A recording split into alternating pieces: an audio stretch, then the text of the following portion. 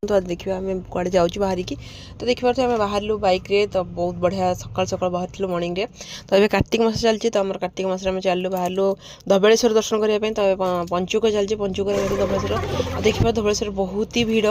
मंदिर जावाई बहुत ही भिड़ थी तो फिर भी आम गलु बहुत बढ़िया लगे खुशी लगे मंदिर पंचुक धबलेश्वर दर्शन कलु तो देखिपे आम बाहरिकी पहुँची गलु तो पंचुकर तो सब मंदिर दर्शन करने कथा भी तो देखिपे मंदिर तो बहुत ही भिड़ था तो फाइनाली आम पूजा तो बहुत बढ़िया से हो गला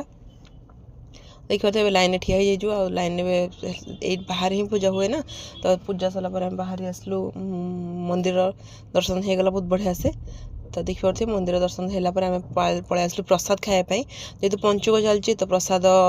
भाविलु प्रसाद खाई ही जीवु देखिए अन्न डालमा आउ खट्टा माने दही आंबुल खट्टा गोटे आ गोटे खीरी आ शाग मुग एमती बहुत बढ़िया लगे प्रसाद बहुत टेस्टी भी थिला।